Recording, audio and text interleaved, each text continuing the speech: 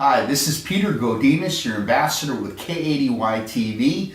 We have a version of Good Morning Oxnard, or we used to say Wake Up Oxnard, and we're here at the lovely Umpqua Bank here in Oxnard, and we're going to be talking to a very big VIP from the citizensjournal.us, George Miller. And George, just before I just start asking you questions, I just hear so much about the synergy between K80Y TV and citizensjournal.us, and it's kind of like what Bob Allen says, 1 + 1 + 1 equals whatever number you want. A bigger number. It's really, the synergy is really great, because we love video because video is animated, it's active, it shows things that are really going on, and it ties in with our regional news. Now, the Good Morning Oxnard obviously is focused just on Oxnard. We're focused on the whole county, but 1/4 of the county is right here in Oxnard, and it's also my reporting beat too, by the way. So this works out perfectly. It really for us. does. And it's interesting that we have the shows on Wednesday, which is right after the city council meetings. I usually come in with hot news about the city council meetings, because everything important in town ultimately ends up in the city council, whether it's a citizen complaining or an agenda item or something like that. So we have some stuff for you today. No, I like your style. You're like no other journalist I think I've ever met, and then just the fact that we're working together is bringing on a whole different dimension, and I'm starting to get that feedback. So I thought I would share that with you and the audience. Well, part of the problem is I'm not an actual journalist. I'm a citizen, and one of the reasons we call it Citizens Journal, we have citizens reporting. So in some cases we're like a fish out of water, and in the other case it kind of brings things to life from the perspective of a real person, a citizen, rather than a professional mainstream media journalist. You come think by the people, for the people, all that type of thing. Exactly. You should say citizens. We encourage citizens to write, to submit articles, and we run them, things that might not otherwise be published. They're not always as polished and politically correct as what you see in a mainstream journal, but they are definitely relevant and real and immediate. You know, I gotta say again, you're sparking my thinking. You have a uniqueness, and I'll call it a gift, where you can actually see a scenario and you see things the average individual and actual average reporter doesn't see. You know, I think you see like agendas, you can see techniques, you can see strategies in our conversations. That's what I enjoy conversing with you. It's like the stuff that people normally don't see in the midst of the political arena. Right, and it's not all because I'm unique, sometimes because I'm just there. You know, the average person is working hard. He doesn't have time to go to the city council at 6 o'clock on a Tuesday evening and stay there till midnight. I do, because it's my job.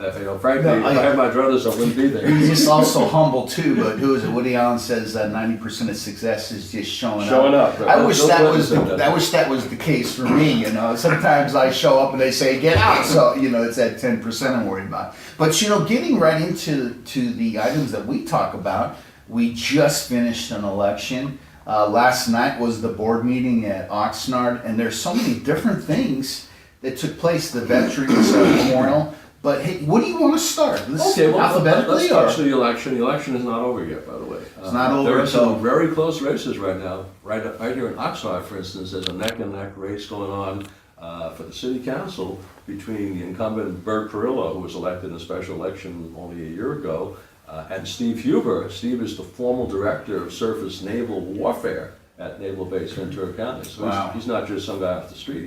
He's a heavyweight guy. Now, both these guys have their advantages, and Steve was initially ahead by a couple hundred votes. After that, they opened up the absentee ballots and started counting them. Wow. And then when they finished those, then they got with the provisional ballots, which are ballots where people show up at the polling place, and for whatever reason, they don't show them on the list. So they pick through those ballots one by one, decide if they're legitimate and all that, and then count the ones that are legitimate. Well, make a long story short, Bert pulled ahead last Friday by 30 votes. 30 votes. Right, and he extended that by another huge 15 votes yesterday. 45, I think that my math is right. He's like actually 43 ahead. 43. So it's really close. I can remember when I went to the election night party that Bert's group had at Sabo's restaurant over in downtown. At midnight, they all got out and got in their cars, and Bert just looked at me and put his arm away. He says, you know, I almost wish I was further behind so I didn't have all this tension. It's, and Bert, his demeanor's one that's, it's just kind of like adding fuel to the fire. He is very much. Yeah, anyhow, Bert was really intense last night. I'll talk about that pretty soon. Please. But our producer always likes me to say some good news too, so I'll start with some good news. Well, he's not here today, He's so not- he's not I'm here. the highest ranking Right, you're the officer right now, ranking so go officer. for it. Yes, sir. But I was at the Veterans Day celebration that Oxnard held last week on Tuesday, actually, and I was extremely impressed. Now, normally I don't have any patience for parades and ceremonies and all that. Didn't go to my own graduation, didn't go to my own prom. Just that kind of See, guy. you are unique. Keep on going. But I went there because I'm supposed to cover those things. Right, and I saw I'll you tell there. I'm eyewitness. You were sitting right up in the front row with the camera and Right. everything, and I was walking around the roving reporter with my little camera. But yeah, I was very impressed with that. Well, first of all, there are an estimated 40,000 veterans in Ventura County. 40,000. 40,000. I just heard down the radio when I was coming in on, what's that radio station? KB, I'm gonna probably mess it. Starts with a K. 1590 radio, right? K. It's They're an all, AM, everything on FM. the West Coast is K, everything on the East Coast, where I came from, is a Right. W, by the way. But anyhow, they mentioned there are 40,000 veterans living in Ventura County. Some of them native to the area, some of them come here and they love it so much when they serve, they decide to stay here Yes. afterwards, which Yes. is why we have so many veterans. But veterans really infuse the life of the county.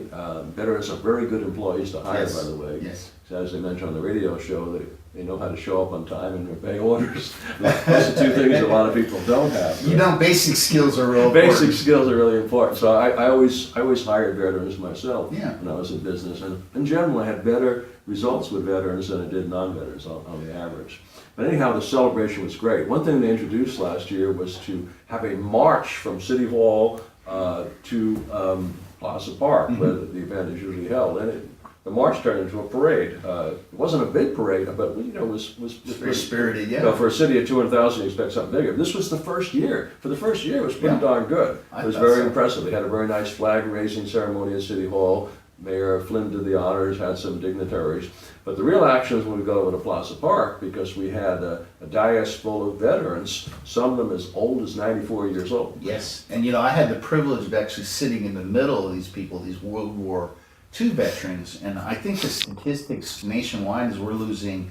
You remember the 600 a day are dying. Can you believe Yeah, that? Yeah, and there were 16 million World War II veterans, and they think a million are still around, which means Yeah. these are pretty tough hombres. Yeah, they and are. ladies to live that long. My mother is a World War II veteran. I did not She know that. died 4 years ago, and her profile was somewhat similar to the keynote speaker, Mary. Her name is Letty. Letty? Yeah. My mother joined the Navy in World War II because her father refused to let her go to college. What a father. She won a Fulbright scholarship to a college in New York, and her father said, proper young ladies do not go to college. So she was so pissed. She went the next day and joined the Navy and left. Well, She thought she'd get shipped away from the Bronx, New York, where she lived. They sent her all the way to the Brooklyn Navy. a walks But she away. found World War II in the Brooklyn Navy. I have to correct myself. It was Mary, and her nickname was Tippy, and she joined the Marines. That's right. All She that. was a recruiter and very, very impressive, spunky old lady. 94 years old. 94. You would not know it looking at her. No. And it was true of a lot of the people sitting up in the front row. I know they asked all the veterans to stand. I figured it's going to be a disaster. Well, more than a dozen stood up. Yes. Just in Oxnard alone, and there were at least 2 World War II veterans on the dais too. There was a very old Navy fellow that had medals going all the way down to his waist. Yes. But it was a very dignified ceremony, and it's obvious that the community really supports these guys. Very obvious in everything that happened there. And of course, It's a beautiful event. after the celebration, you want to. After the celebration, no, go ahead. Yeah, I mean, Yeah, well, the My head's Elks- all over the place. The Elks provided lunch. okay, all right. They actually provided hot dogs and really high quality potato chips and drinks for all comers, plus several different local businesses offered either discounts or free food to veterans Yes. in the area. And in fact, I noticed a higher traffic in all the restaurants after the celebration, so it was a good idea to bring it downtown. Now I want to just shout out Jess Gonzalez and his son, who's actually the Grand Exalted Ruler were there, and they were actually did it kind of last minute and did a great job. And I thought so. those potato chips are actually They were home gourmet. fried. They were Yeah, gourmet I went, quality. wow, I was thrilled here. Okay. But there was a lot of people involved, and there were some other people that you had mentioned who actually contributed to this, and maybe you mentioned them, but who we were talking about. Well, I thought it was kind of impressive, that Mayor Flynn really did a lot to coalesce this whole thing. Like 6 or 8 months ago, he started talking about it in city council meetings and talking about the idea of having the march over there and a more enhanced celebration. And it turns out that the guy behind the scenes that did a lot of the work was our own city clerk, who sits up there very Yes, quietly at his there you computer go. at city council meetings, Daniel Martinez. Yes. And he Yes, was given good job, credit Daniel. last night by Mayor Flynn for being the guy that pulled it together and organized it all.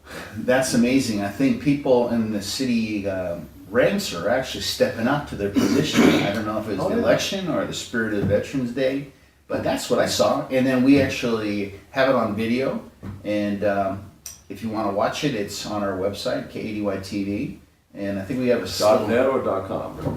either one. Both. Mhm. So that was an incredible event. It really was, right. Now on to more serious What's the things. word there? You were Yeah, the serious. word. I think the big thing last night at the meeting was the scandal over accrued employee leave. Now, what does that mean? It means that each employee has the equivalent of about 350 hours of either vacation or leave time accrued during the year, which is way higher than private industry, which really not know irritated that. some of the public speakers to no end.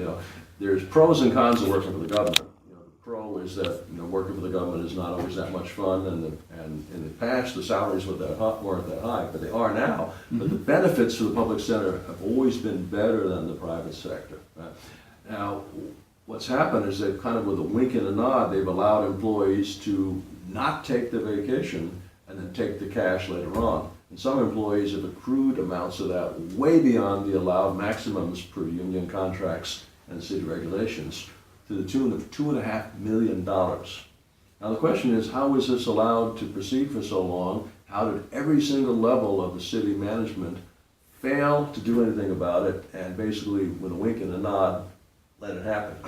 Well, it appears that's been going on, documented at least since 2006, probably longer, but they've actually documented since 2006. And there was an auditor, White, Nelson, Deal and Evans, last year, just about a year ago, that documented that. And at that point, two other interesting things happened. First of all, Bert Perillo came in on his special election to the city council, and Bert has gotten a reputation as a real bulldog of a reformer. And he started bringing up at meetings, nothing happened. Then the next big block fell into place. They hired a new city manager, Greg Nyhoff. Yes. Greg is highly professional, Yes. highly ethical, and he jumped on it with alacrity. What he Yes. did is he hired the same consultant that's being used for the city reorganization, called Ren Sloan Holtzman and Sake. And it's a young, unassuming looking lady who you'd never think would be a butt kicker. Her name is Danya Torres Huang.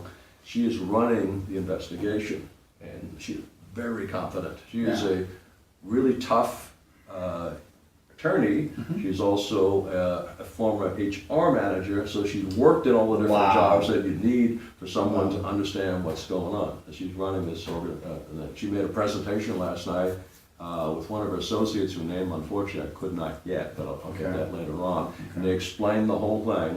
And then all the confessions came out, all the city people, the city council people spoke, and basically all admit, we blew it. This never should have happened. We're gonna fix it. We're gonna fix other things like that as they occur. But the problem is, it's not that easy to fix. First of all, if you've been doing a de facto practice which departs from the de jure practice or the regulation, you can't just stop doing it, because there's an implied benefit you're giving because of past practice. And legally, the people who are recipients of that can hold you to that. So they actually have to negotiate their way out of that, according to the consultant. I didn't know that. That was really an eye-opener for me last night. And then Councilman McDonald, who's a retired assistant police chief, brought up another thing. He said, well, if we suddenly have everyone and force them to take all the leave right away, we're gonna have some major service outages. I would What think happens so. if there's Where's no cops on the everybody? beat, no firemen? We can't just do it like that. We need to have kind of a controlled way of doing that. There'll also be a huge overtime bill, because Right. someone else will have to do the work, the people who are on leave. So it's not that simple to fix this mess, but we're gonna fix it. Does the city have the same thing as public where people could cash out on their Yes. vacation? They do have a cash out How is that policy. actually received? Somebody could actually, Well, the Get problem paid is for it not ends taking up costing a lot more, because people don't take their vacations, and then we have to pay them for the time that they work, plus the accrued time of Interesting. vacation. So the city's bill will be higher that year, but to compensate for that, they'll also get more work out of the people. Now, in all fairness, some of these people have been asked to work extra hours because there's been a real big cutback in some of the city departments in the last 8 years because of the recession, and they're shorthanded. You know, the police department is short 15 to 20 people, Public Works has major positions unfilled. Someone has to do that work. Yeah, And so many yeah. people don't even want to work, but they're being asked to do it and work it. And now they're Interesting. being castigated for all this leave scandal. So Yeah. it's not as simple as it looks on the surface, really. But they're gonna try to work it out now, and there's a lot of publicity, so it's gonna force them to do something, which is good. It's interesting that they waited till after the election to have this hearing last night. I guess they didn't want to drag it out, because it might have affected the election. and if So- that was, we were talking about how that was very strategic, you know. Strategic, yeah, cynical but strategic. You know. So that's what I mean, the things you see Yeah. that. On the other hand, an honest hearing is more likely after the election when the political positions aren't forcing people to act certain ways. So Yeah. there's pros and cons for doing that after the election, Yeah. but that's what happened. I could talk for hours on that, but there were 3 notable speeches I saw last night. Rather than try to recount them, you can all go to the Oxnard City Council site, go to the agenda, and actually watch the video yourself. There's no problem with that, if you like to do that.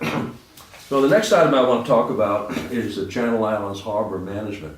A lot of people don't know it, but all of Lower Channel Islands Harbor from the bridges south is not owned by the city, it's owned by the county. It's Wow. part of Oxnard City, but Ventura County owns it, and they have the lion's share senior partner role in managing, decide what can be developed, who can develop there, what the rules are, and that kind of stuff. There was a 50-year agreement for management between Oxnard and Ventura that expired on November 19th, 2013.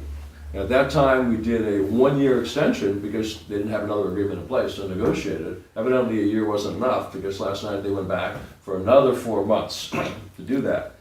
Now, none of the businesses that are on that land down there own the land. They all lease it from the county, and there's all kinds of provisions of what they can do. The bottom line is that the whole section is a financial failure. Business after business has gone out of business. You all remember the Casas Arena? It's been like an abandoned hulk for years, and homeless people are living there, and drug deals are done. Lobster Trap Restaurant, which used to be a great restaurant in 1980 when I moved here, and I experienced my first earthquake there. Lobster and earthquake, that's. Basically, it's a shadow of what it used to be. The food sucks there, I'll tell you very frankly. The Port Royale restaurant, gone. It's now the Maritime Museum. Yeah. The restaurant next door, I don't recommend, I'll be very honest with you. So the only good restaurants left down there really are the Sea Fresh, Lookout, and there's a fairly decent Korean restaurant down Yeah, there too. but they're not really known, Everything it else is seems gone. like, yeah. So you compare that to Ventura, Port of Ventura, which is a bustling place where things are happening, it just doesn't reach that level at Channel Islands Harbor. Something needs to be done to get this thing moving again. So there's a group called the Friends of Channel Islands Harbor who are working on a plan to do just that. And they meet the 3rd Thursday of every month. I think, is that tonight? Yeah, and if you're really interested, you have nothing else to do at 6 o'clock tonight, go down to the Seabridge Clubhouse and listen for yourself what's going on, right? Well, let's do this. We're about to wrap up this one, but I want to continue on in a different segment. So let's go ahead and cut Let's here. sign off this segment and sign on the next. All right, we'll see you in the next segment.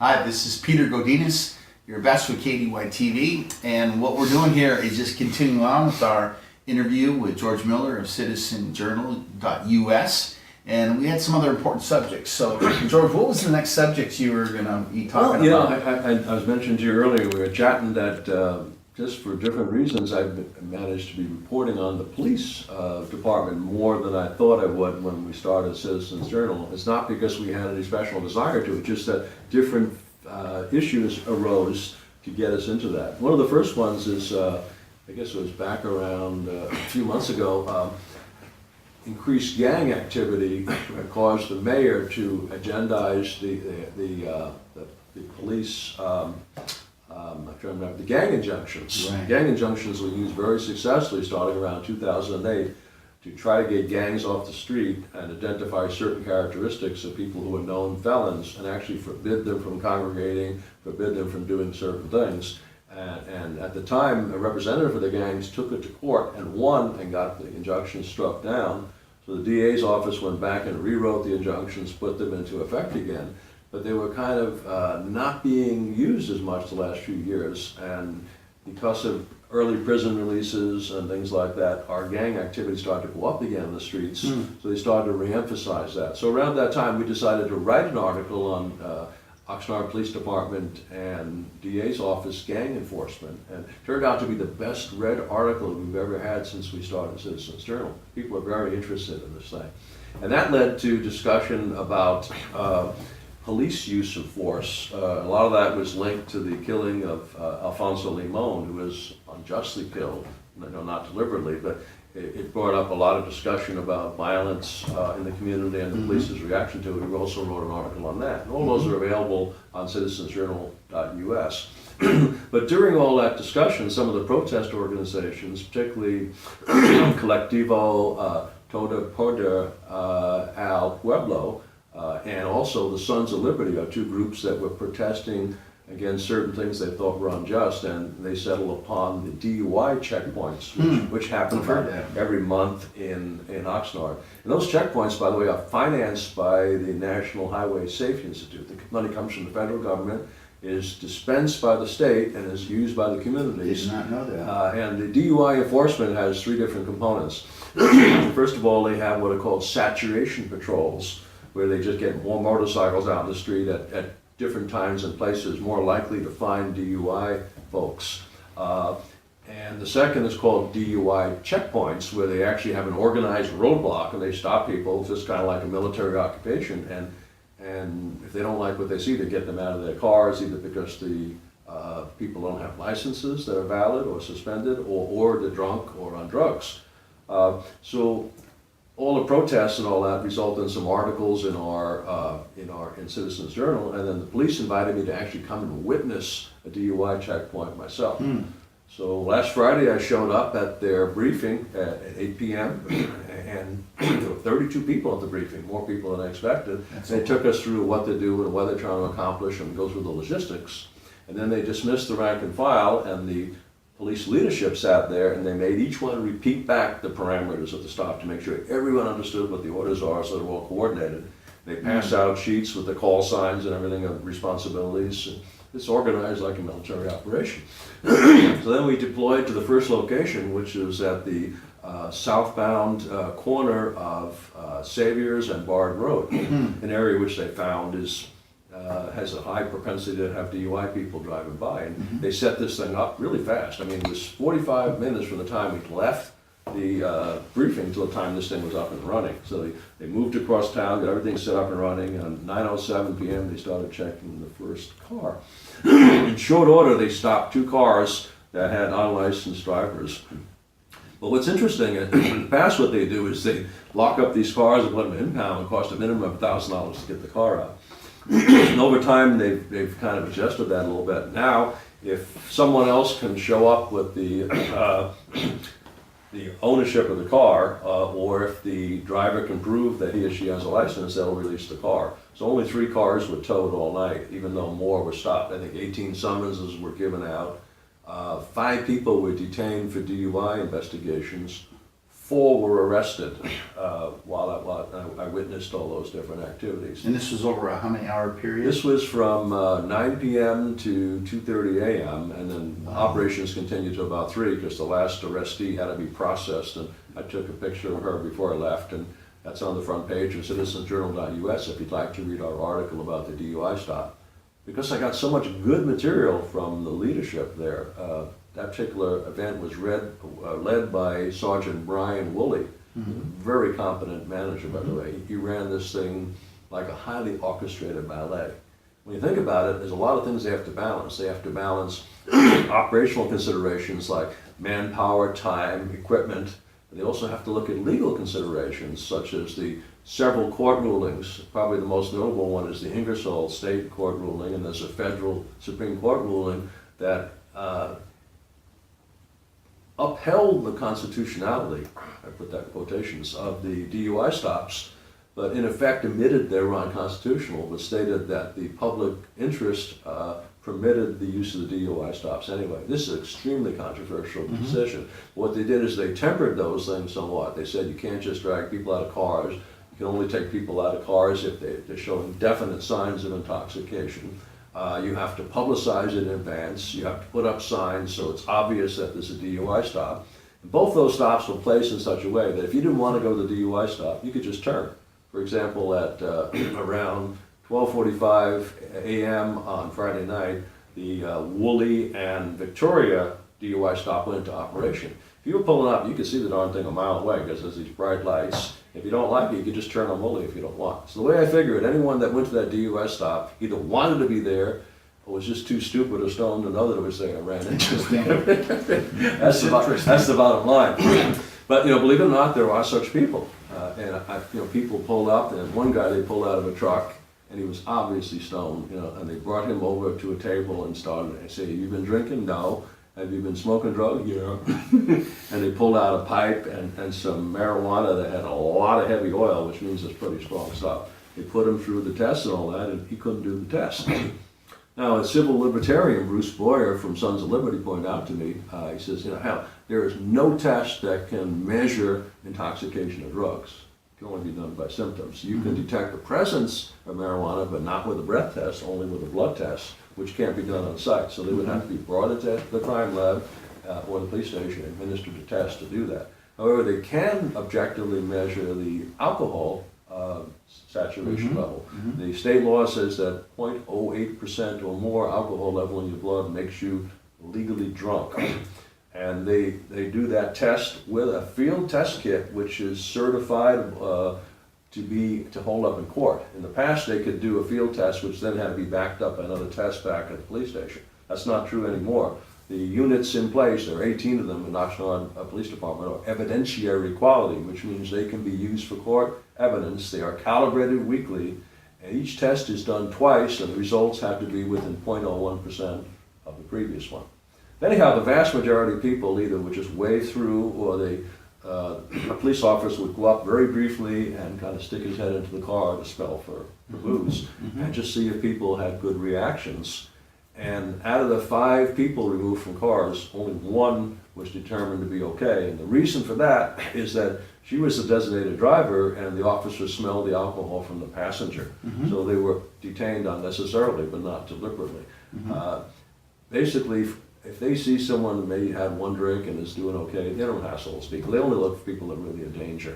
And show behavioral signs. Yeah, behavioral signs, the smell of alcohol, erratic driving. And what a lot of people don't know is in conjunction with the DUI stop, they're also running intensive patrols right in the area. There were 5 beautiful BMW and 1 Kawasaki motorcycle there. And those things are buzzing around the neighborhood looking for activity. And that's really kind of analogous to the saturation patrols I told you about before. Now, Sergeant Woolley says really that the vast majority of DUIs are actually discovered through police patrols or accident investigations. Once an accident happens, when they go to investigate, a very high percentage of the time. Well, that's what we're trying to prevent from happening. That's what they're trying to prevent from happening. So he said really, the bottom line is these DUI stops are more designed to deter that behavior than they are to correct it. So in fact, after processing hundreds and hundreds of cars, only 4 cases were found. And that number is decreasing. Now, partly the result of DUI stops, partly the result of patrols, accident investigations, public relations, education of people.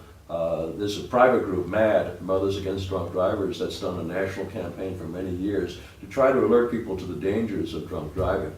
So on one hand, it's an infringement upon people's freedoms. On the other hand, those drunk people are infringing upon your freedoms and my freedoms by killing us. Right. So that's the struggle going on right now. So there are some people that like to see the DUI checkpoints ended and intensify the saturation patrols. which would accomplish the same objective, some people think more efficiently, and also be legal It's an constitutional as interesting well. conversation. So that's what my second article coming out before Friday will address. The first one addressed the logistics. If you want to see some great pictures of what actually happened and a story that explains it, go to the first article, part 1, and then the part 2 article will come out on Thursday.